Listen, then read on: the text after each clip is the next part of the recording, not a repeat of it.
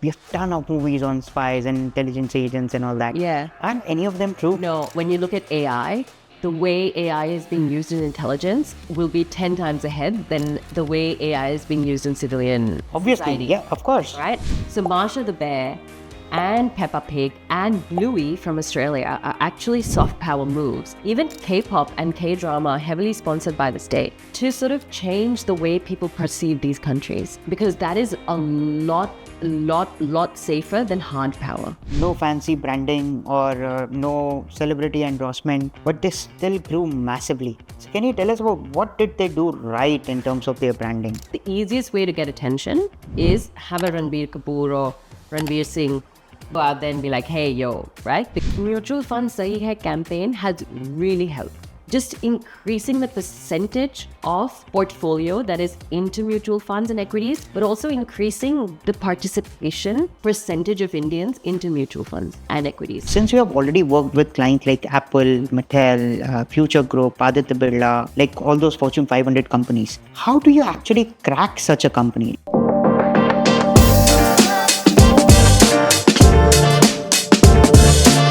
Welcome again to Life Unscripted, a podcast where we unfold the lives and the mysteries and the journeys of great entrepreneurs and individuals. Today we have with us Ritu David, the founder and brains behind the brand The Data Duck. Ritu has over 20 years of experience. She has worked as an intelligence agent and she has worked with brilliant companies. Welcome Ritu, thank you so much for being on show. It took me 6 months to get you here, and that's just because of your hectic schedule, and I'll give you that. So thank you so much for joining with us today. And how are you doing today? I've been looking forward to this for 6 months. Great to know that. So, as I have gotten to know you over the past month, I would say that you have been to 12 different countries. You've worked in 12 different countries. Yeah. And especially as an intelligence agent. Yeah. I mean, intelligence agent. What was that like? It was a lot of fun, honestly. I was very young, so I didn't overthink it when I got recruited. Maybe if they recruited me now, I would really overthink it, because I have a daughter, I have a dog. But at that time, it was just like a high, I didn't even know I was being recruited. In fact, I thought I was being ghosted by a very good-looking man, because he would meet me at a pub near my university to suss me out, but then he'd never ask me out, or he'd never message me or anything. But every time I go to the pub, he'll be sitting alone and he'll spend an hour with me. So I was like, what's going on here? Has my allure sort of dropped or something? And when I was 18, the allure is still there, but which is now, gosh, I don't know how many years ago. More than 20 years ago. Yeah. But yeah, that's how it all started. It all started because there was a very good looking man sitting at a table who would talk to me for an hour every Friday. And so do you have any, we all see the movies, right? Yeah. You have ton of movies on spies and intelligence agents and all that. Yeah. Aren't any of them true? No, I can't. So my husband loves watching CIA and intelligence movies. I can't watch them for even one second. And I feel like when I talk to lawyers, they're like, oh yeah, we can't watch Suits, for example. Because it's just so different. But I love watching Suits because I'm not a lawyer. And Saurabh, who's trained as a lawyer, loves watching the CIA stuff. So we just have two different screens on. I get to not wear earphones because I won a bet on we Flip a coin, yeah. flip a coin, Yeah. and so he has to wear earphones for the rest of his life. If we're in the same room with two screens, and I can get to be earphone free, which is amazing. So, during your early career, that was your intelligence wala part, can you share any of your experiences that actually shaped your career ahead? Everything. One of the things that intelligence does, especially then, post 9/11, so this is in the early 2000s, right? There was a lot of funding being put into intelligence, and it was in a space where we were still trying to figure out how to run operations and all of that. Not because the intelligence agencies didn't exist before, but Afghanistan and Pakistan and Waziristan were not the focus, right? The erstwhile intelligence agencies were based on Russia and, the Cold War, Vietnam, like all of that. So that when the focus shifted to the Middle East for the Five Eyes intelligence community, there was a lot to learn. And so I got trained by the best people in the world on as many things as I wanted to be trained in, right? And there was never an ROI expected because how do you put a money value on potentially reducing the probability of a terror attack, right? Yeah, definitely. You can't put a money value on it. So when you're working and people are like training you, you go through like 2 years of training, and there's no ROI expected, it's amazing because you just absorb everything like a sponge, right? So when you were younger, like right before you joined the intelligence community, Yeah. what was the big dream and how did it shape over the years, over the span of 20 years? So the big dream, to be honest, was to leave home. So I grew up in a household. I love my parents. I think they did the best that they could. But my mom has schizophrenia. So it was very challenging to be the only child in that household. And so my whole goal was just leave home, right? And leaving home meant being financially independent. Yeah. Leaving home meant finding family. And I think the intelligence services allowed me to do that, right? Because they pay you a lot of money at least for like that age. It's amazing. And what they also do is give you family. People will die for you. Yeah. Right? That bonhomie is unparalleled. So I got exactly what I was looking for. Then how did data duck come into the picture? Can you take us through your mindset? Like when did you figure out that this is the next thing or the next big thing that you want to do? Yeah. I actually started the data duck before I got into intelligence. And so there was like a bit of a sandwich where the data duck was like, I don't want to say stagnant, but it was just like, it was sleeping. Yeah, the duck was sleeping. building phase. Yeah. The duck was sleeping. It was in hibernation. And I went off and did all these crazy things. And then my dad got Parkinson's. And so he was no longer able to take care of my mother. And so I had to leave to be there for them because you can't like vanish for 9 months. It's not right. So yeah, that's how I actually came back and woke up the data duck and said like, now we got to do something, man. Like we don't have a job, so let's So do was it something. like, I have already gathered a lot of data? I have gathered a lot of data, yeah. Got it. I can't tell you. That stint with intelligence, I was so lucky because everything that we see in the world today is like, at least at that time, 10x in intelligence.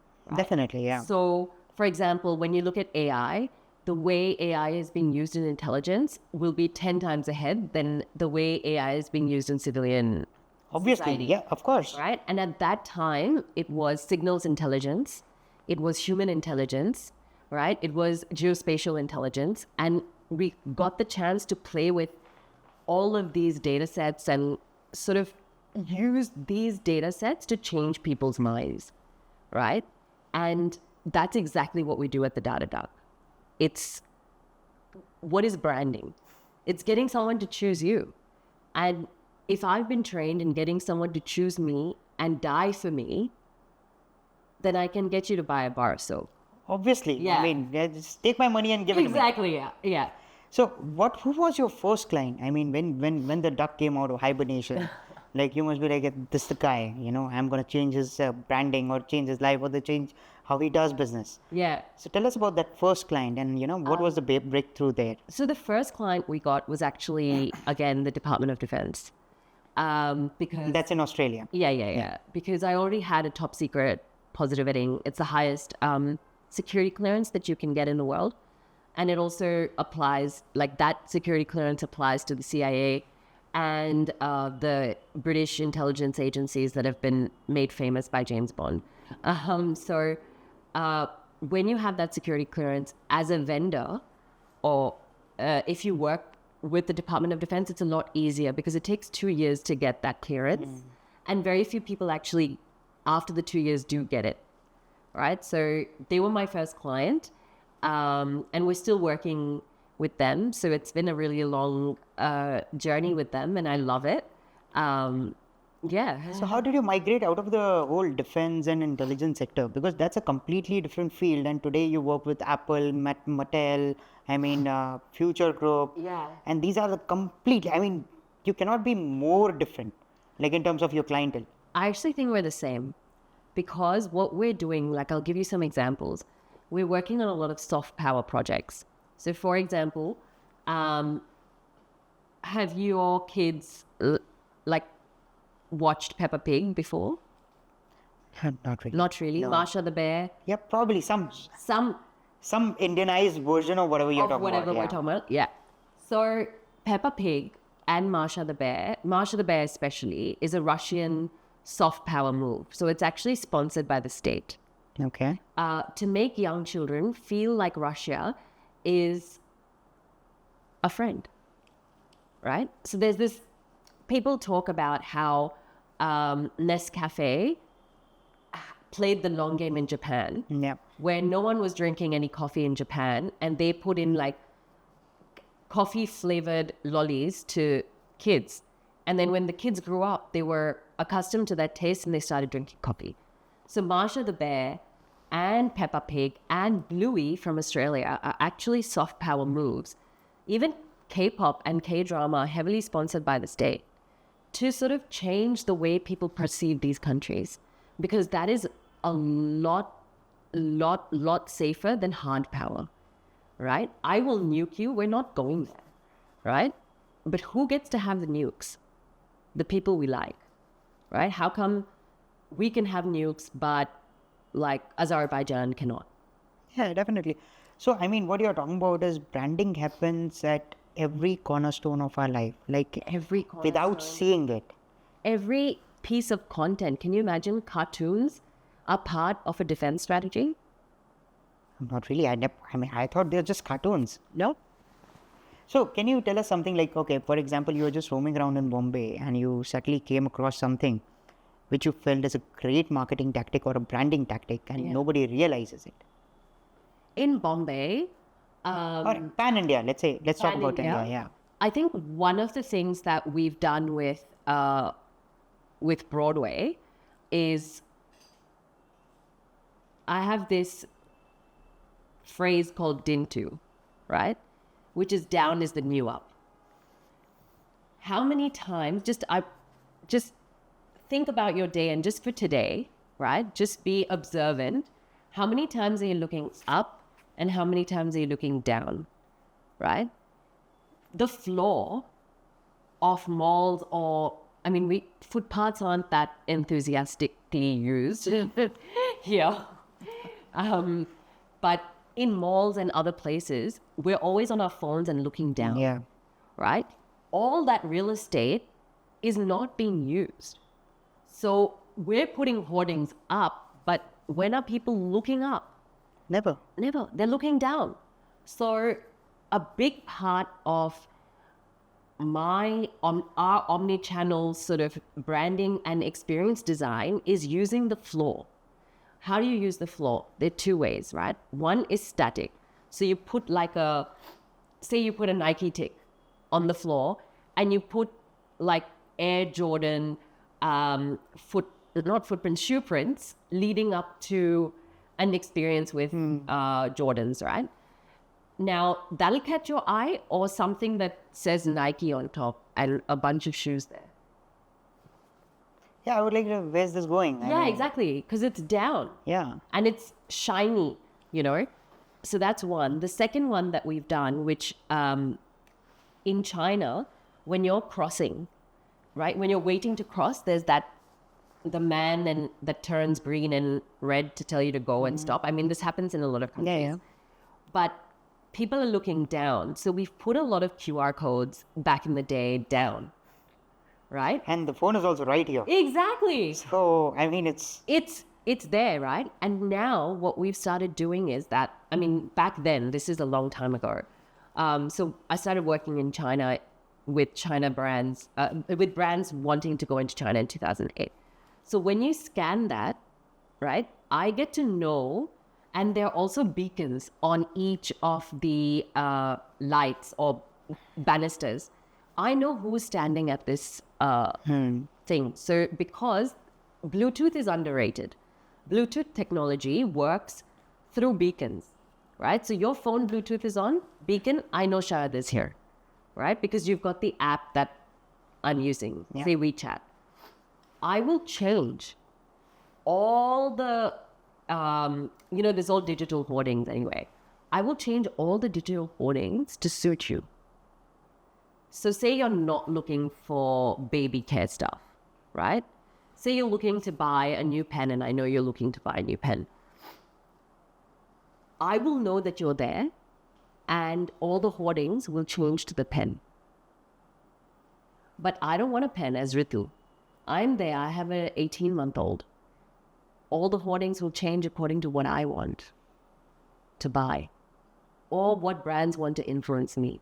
So we are flesh and bones. We've always been flesh and bones, but now we have a data self, right? And that data self actually shapes the physical environment around us.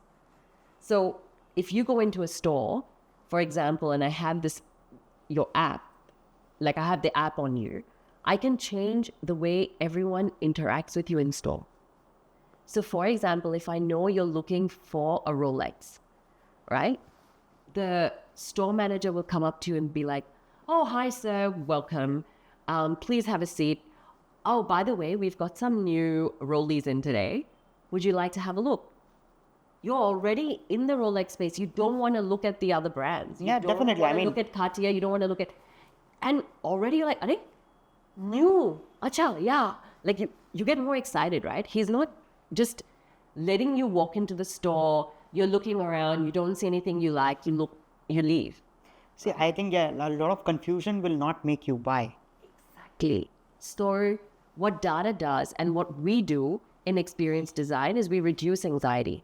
That's my biggest point, is when you walk into a store, you can't see anything, your anxious brain starts working and you're like, "Oh, I'll look at my phone or I'll walk out," right?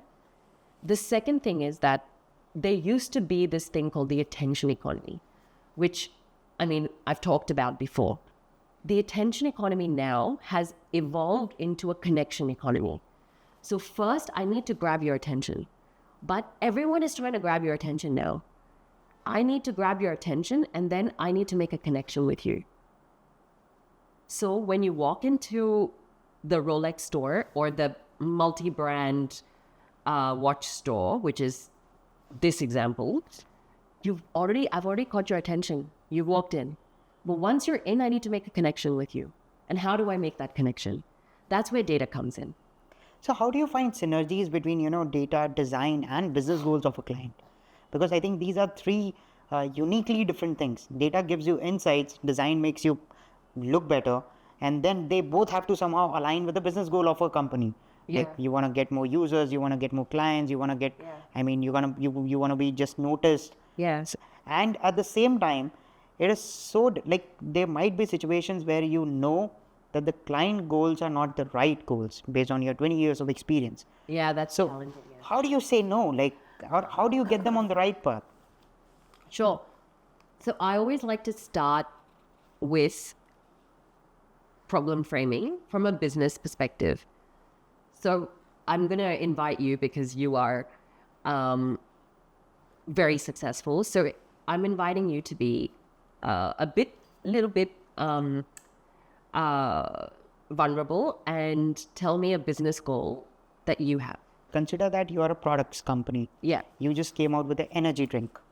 Or maybe like a new brand of coffee or something consumer, something more massy. Sure. And now you want to gain market share and you just got funding or you just have a huge load of money coming in. Yeah. And your VCs or your funders, your investors, they just want you to go out in the market without even perfecting your product. Yeah. Like the product is, for example, let's say tech instead of energy We do drink. the coffee one.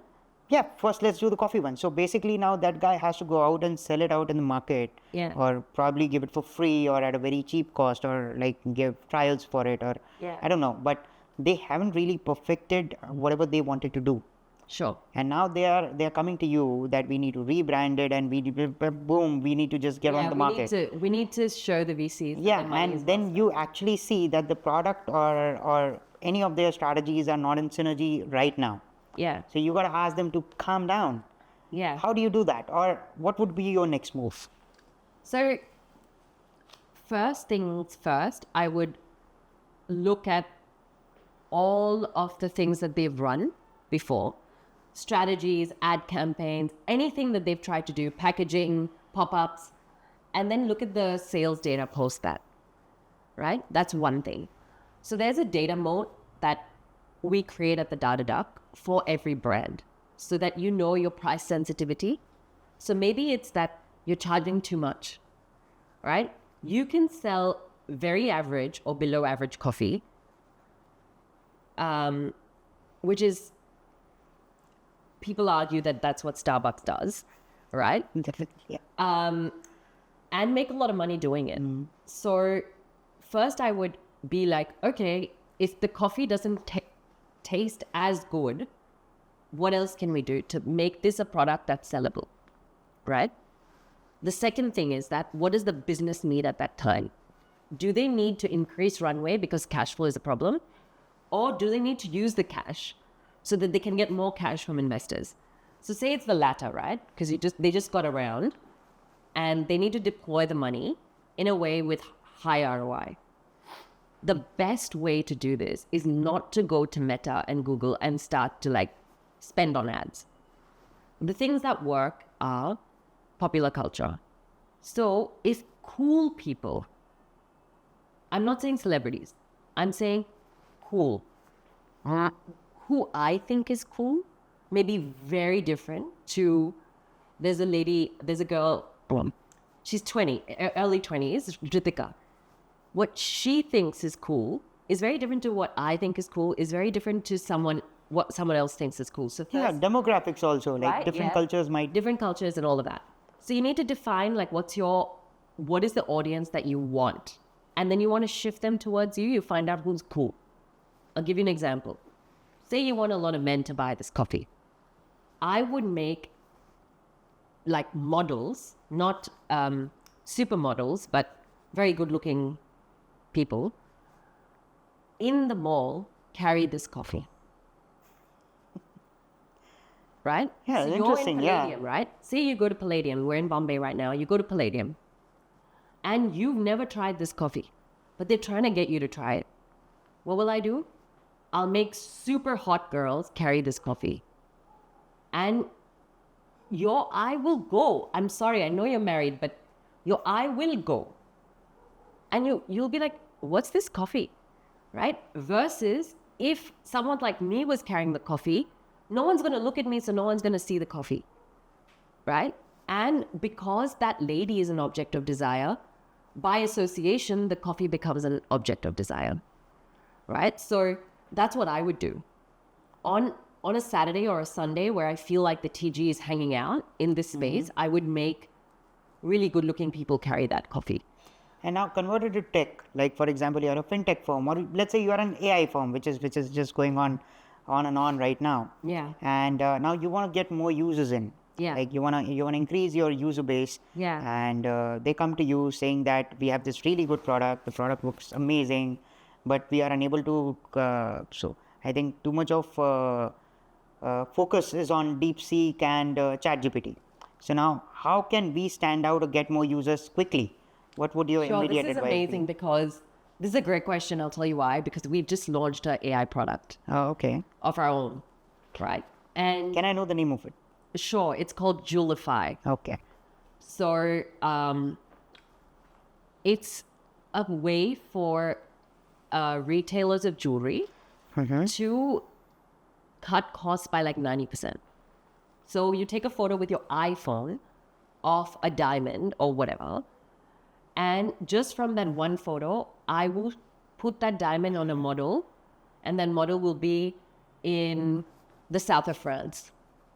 And that entire thing, from one photo to the model being in the south of France wearing the diamond, and the diamond having the fire and all of the, the four C's being seen very clearly, happens within an hour. Oh, awesome. So before, you had to hire very expensive cameras and do the product shoot and then find a model and do all of this and then fly to the south of France and then make a campaign. And you don't know if that campaign's going to work. So it's not just about reducing cost, but it's about, being able to test these different things.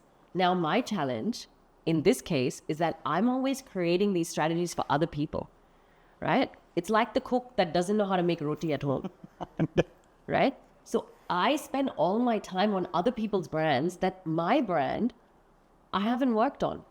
Why? Is it not important? No, it's very important. It can potentially give me a lot of financial freedom. Yeah. How can I crack it? Is something that I feel I'll have to go out to of my own daily routine and have a think, right? Because being stuck in here, doing other people's stuff all the time. But one of the things that I would do, honestly, that I think will work is if I go to one of those jewelry exhibitions at Nesco, right? And just take photos of, take photos of the jewelry there, go back and show them that, look, I've done this. So live, basically, just do it live and give it off. I'll take a photo of the jewelry. After an hour, I'll come back and be like, hey, for you, use it in your campaign. Right? Now, won't that blow that jeweler's mind? I mean, I would be like, where do I sign? Exactly. Like, I mean, immediately, take my money and go. Take it. That's the thing. Like, often we try and tell. Yeah. We try and tell.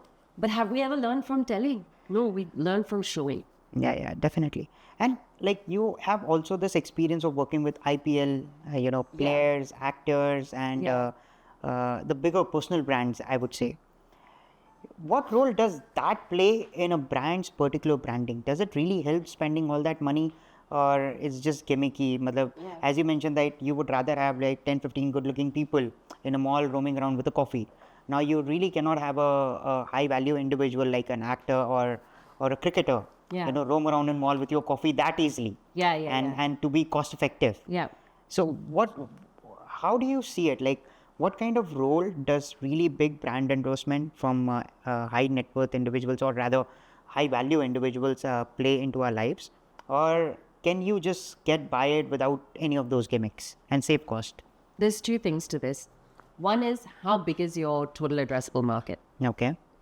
If your total addressable market is really large, right, the easiest way to get attention is have a Ranbir Kapoor or Ranveer Singh go out there and be like, hey, yo, right? Because they, from their personal handles and their owned media, they own their own Instagram pages, for example. Yeah. They can put this out there. So if you want awareness, top of funnel, a really good way to go is with a celebrity, because people be like, oh, yeah, I've seen this before. Whereas if I show it on my handle, like, it doesn't matter. It doesn't matter, right? So that's the first reason that I would use a celebrity. The second reason I'd use a celebrity is if you are a brand that is looking to reduce the risk perception of your brand. I'll give you an example. New players sometimes get this wrong because they're like, we're new, we're cool, we're so amazing, la la. What happens is that people don't want to try you because even though you're new and cool, you are perceived as high risk. Yeah, definitely. Right? So what reduces risk? Familiarity. So if you're new and you go to someone like a celebrity, familiarity increases. Suddenly your risk perception of your brand really drops, right? So you're low risk.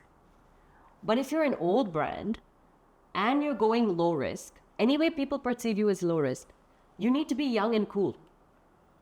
Right? So an SBI, I would say, needs to be more young and cool, potentially, for the younger audience. And someone like a Zerodha would play it with safer influencers. So now you touch on Zerodha. I mean, so they are like a pure bootstrapped, less number of employees, no fancy branding or no celebrity endorsement, but they still grew massively. So can you tell us about what did they do right in terms of their branding? Like to get that many eyeballs, I mean, they're huge. I think there were several market factors also that played into it, right? Like during COVID, there was a lot of people that were sort of at home, not doing much. Also, mutual funds Sahi Hai was a big campaign that sort of turned India, or not turned India, but started to shift India away from fixed deposits and gold towards mutual fund and markets, right? So there were a lot of market forces. Then it made it so easy, right? With everyone else, if I want to enter the mutual fund market, what do I need to do? Oh my God, this KYC, that KYC, go to this bank, go to that bank. I don't know where to go, right? If you want to buy a mutual fund and you've never bought a mutual fund before, you don't have a demat account, how would you go about it with a bank during COVID? Banks are shut. So you move to an online player, right? And I think, I'm not saying Zerodha was not amazing, but I'm also saying that like the forces during that time, you're not allowed to go out of your house. The banks were not open. How do you get a demat account and KYC? The people who were digitally doing all of this won. They had an edge, yeah. They had an edge. And mutual fund Sahi Hai campaign has really helped. Just increasing the percentage of portfolio that is into mutual funds and equities, but also increasing the participation percentage of Indians into mutual funds and equities. So there was both at play. Larger pie, bigger slice of pie. Yeah. So now we just spoke about, how you can sell coffee. Yeah. We went on to jewelry. Yeah. And now we are into brokerage. Yeah. So what comes to my mind is like you have worked in Australia, like 12 different countries over the span of 20 years, intelligence and whatnot. Did you see, like, so when you came back to India, that was right after your wedding, did you see like a big paradigm shift? कि India में ये है, like any particular meeting or any particular instance that molded you कि नहीं यार यहाँ तो मतलब I have been perceiving it as a different country altogether, but this is something completely different that I have gotten myself into.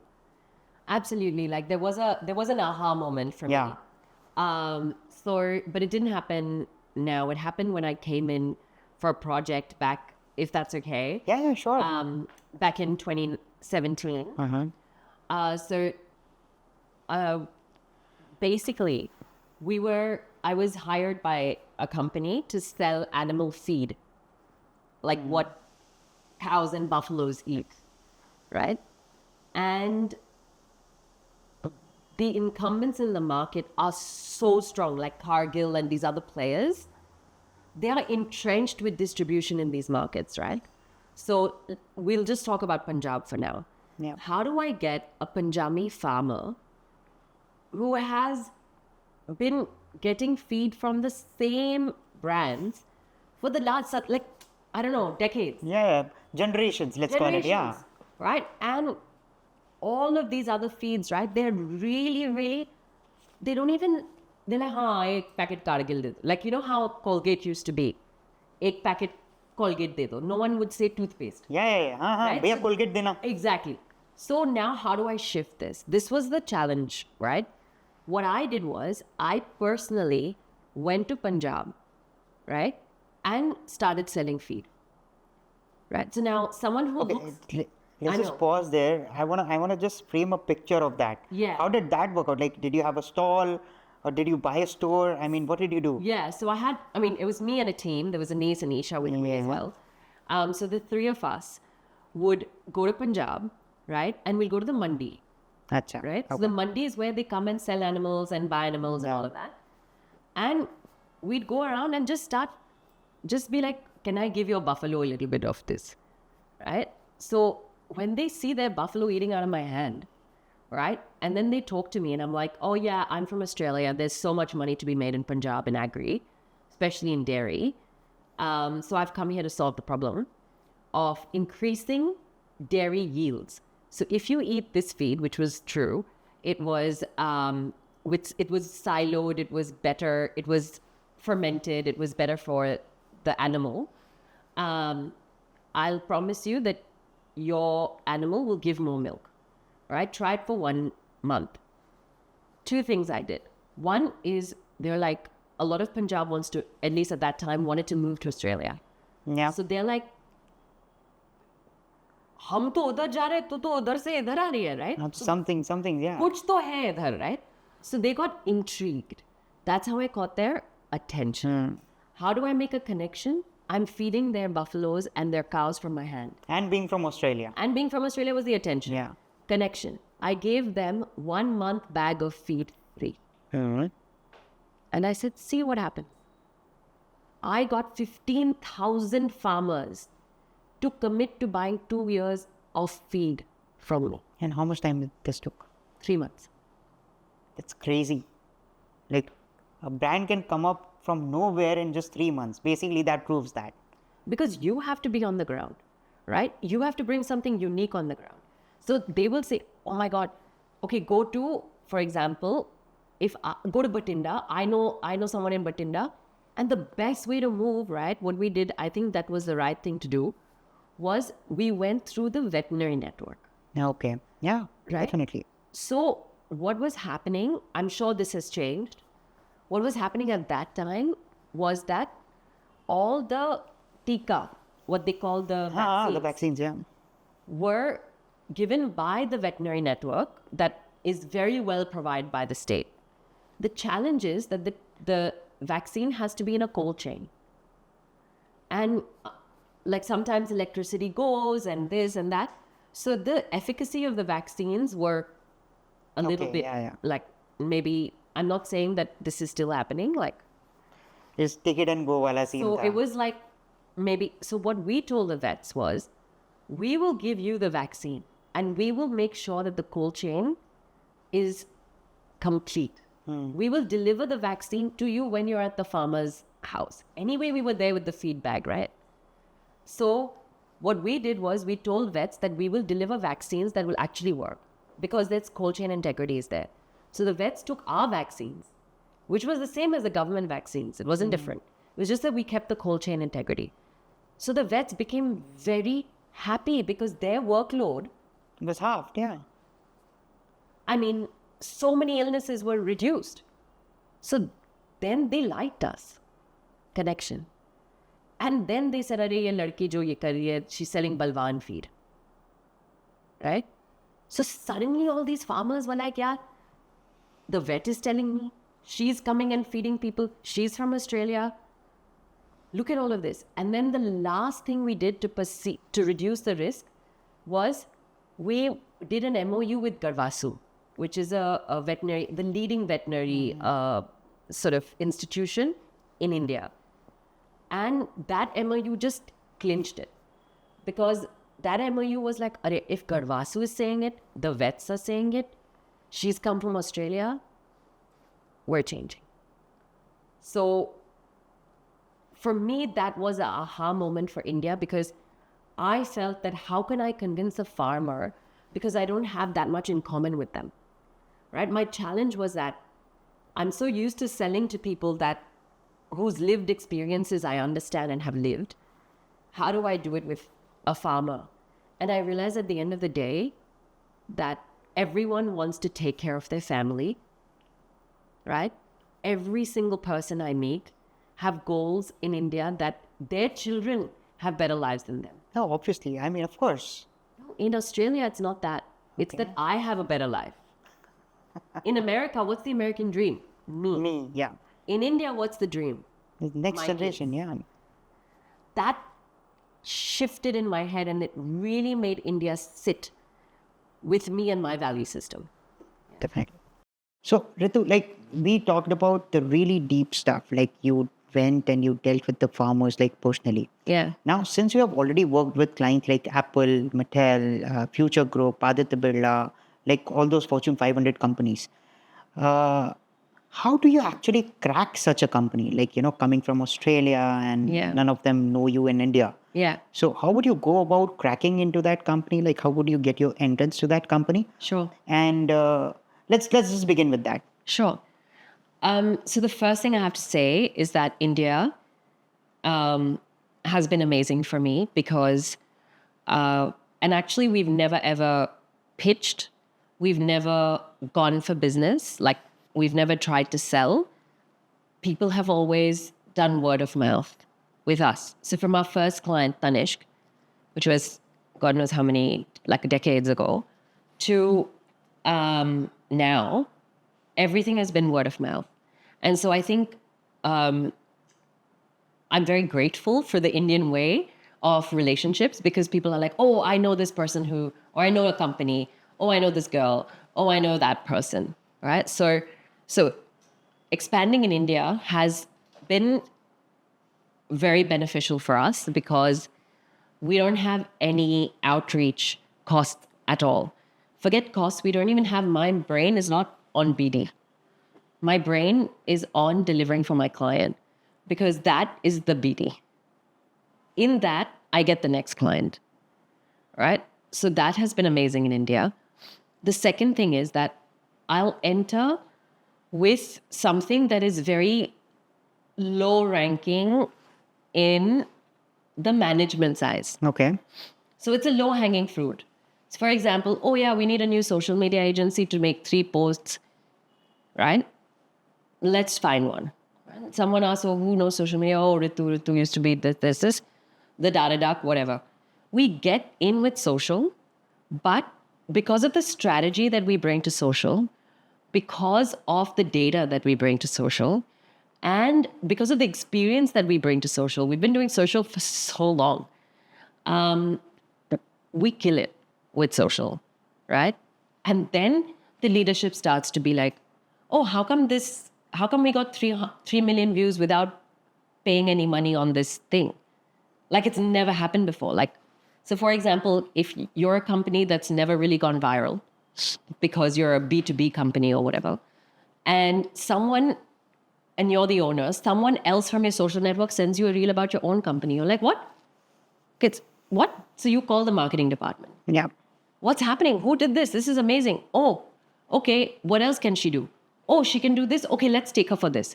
Okay, let's take her for this. So I keep getting a little bit more of the pie, but I'm humble. I will start at the bottom and I'll work my way up. I don't expect you to bring me in at the top if you don't know who I am and if I haven't delivered for you. So I always believe in hard work. I always believe in delivering.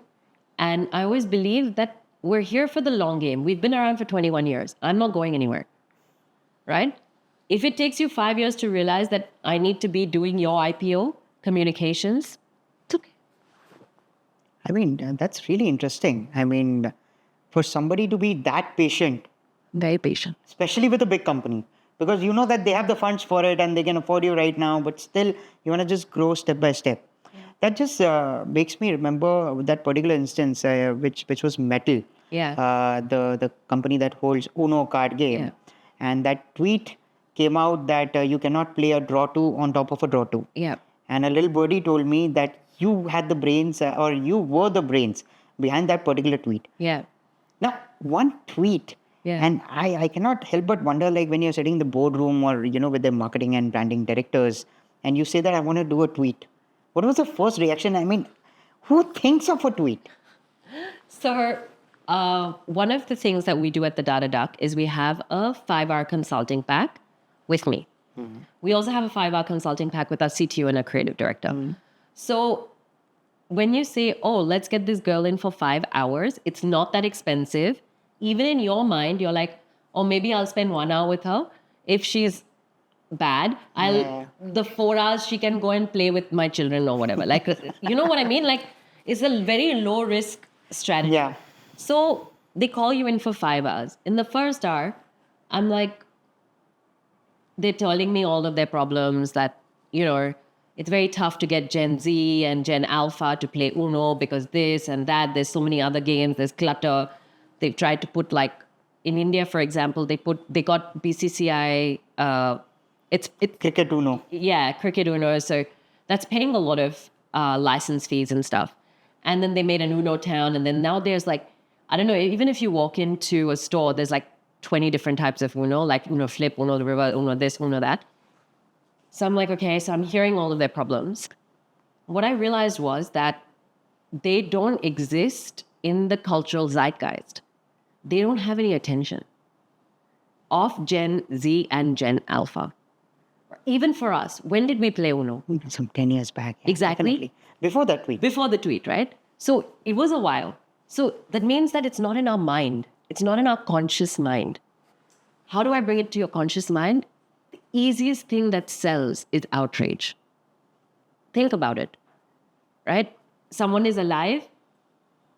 Everyone's like, oh, la, la, la, yeah, sure, this person's alive. Great, they're a great person. We all love them, but they're alive. The minute they die, oh, this person died. This person died. This person died. It's all over the place, right? Yeah. So outrage and negative things spread because our brains are wired to be safe, Definitely, yeah. right?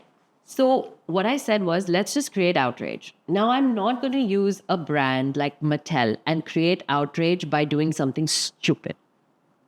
I'm not going to say that this person died of cervical cancer and then they didn't die, then they were reborn, or I don't know. I can't do that with a brand. That'll damage the brand. It'll damage the brand. So how do I create outrage?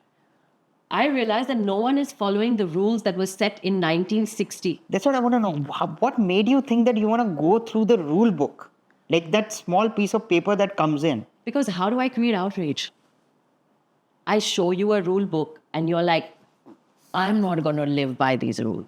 Yeah. I'm a renegade, right? Rebel attitude, yeah. Gen Z. Everyone has a rebel in them. Yeah. So I know that the rule book says you cannot stack a draw 2 on a draw 2, which becomes draw 4. I know that, but all of us play draw 2, draw 2. We had 10 draw twos. Exactly. Yeah. Right? And we used to wait till that last person, and the joy you get when that person draws like 16 or whatever that poor person has to draw. Yeah. Right? So I said, let's just put the rule out.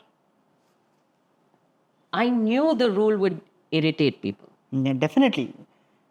To the point where they'll say that I'm going to go buy a pack of Uno and play however I want to play. I don't care what you say. Right? And so if I can generate outrage, that spreads like wildfire. But how could you sell it to them? Because for them, it's a very normal thing. Like, yeah, so it's very low. Selling something that is so low risk. What am I telling them? Can we just put this part of the rule as a tweet? and that's cost nothing. It costs nothing. And also, their marketing head just has to be like, oh yeah, this tweet will just be a dead tweet. What's the downside risk of this tweet? Nothing. Zero. Zero. So you'll allow a new person to do something that costs nothing, has no downside risk. And what was the result after that tweet? I mean, what was the result to that? I mean, exactly 1 month later, their sales increased by 13,000 and something percent within a month. With just one tweet With and one one free hour tweet. of 1 hour of problem consulting, solving. Yeah. 1 hour of consulting. And then, of course, that ripple effect is still carrying on because, Yeah. again, we'll put the tweet. So I bought it. After that tweet, I bought it. I was like, I'm going to play 5 draw twos. Yeah, so they keep dropping the tweet every now and then because they know that this outrage. So if the catchment area of that tweet was this much, when we tweeted, that's 2019. We tweeted in 2025, the catchment area is new. It doesn't necessarily overlap. Definitely. So again, a new bunch of people are like, I'm going to play whatever I want, right? Yeah. So the tweet's lifetime is a lot longer than I had originally expected. Of course, there are experiments that I have done that have not had these kind of results, right? Maybe it's bumped up sales by 200%. Maybe it's not bumped up sales. But what I say is that let's do these experiments before we pour thousands of dollars into Meta and Google ads. Because Definitely, yeah. That's a very, I think that's one thing which I learned from this whole conversation with you, that what everybody is doing might not be the best thing. I mean, you really break the clutter. You need to bring the clutter. Yeah. So I think that's great insight, and I'm going to use that. So now let's move on to something a bit more fun. Let me shoot a few quick fire questions to you, which you can answer in like a word or probably a sentence at times. And I promise I'll make it fun. I'm sure it's going to be fun. And I have to just promise that I'll keep my words very Yeah. politically correct. Perfect. Okay. So the best multinational company you've worked with, Apple. and why is that? Freedom. Okay. The best company I've worked with in India, 361. the company that gave you the most cultural shock, Patanjali. Patanjali in India. Okay. One thing that motivates you whenever you're completely down with a challenge or a brand that you just cannot break. My daughter, Smile. That's actually really nice. And last thing, one advice that you would give any startup or any company that comes to you in your first meeting. Be open. Don't take yourself so seriously that you're playing so safe, right? Think of your company as a cricket team, right? Have your Dravids, but have your Yuvraj Singhs as well. Yeah, but Right? I mean, the fact that I'm using these players show you my age, but no, got it, got it. I hope people know what Dravid was always the wall. Yeah. Right? And Yuvraj Singh was like the master blaster. Yeah. Got it. Thank you so much, Ritu. Thank you so much. I mean, so usually I sum up my podcast in the end, but I think we have discussed so much strategy actually in this podcast. I would let my listeners to, just rewind back and listen to them again because you will find so many great insights in that, which you cannot even comprehend right now. Thank you so much for being on the podcast. Thank you so much for having me. Knowing you has really improved my quality of life. So thank you. Thank you so much. I'm grateful for that. Thanks. Stay tuned for more.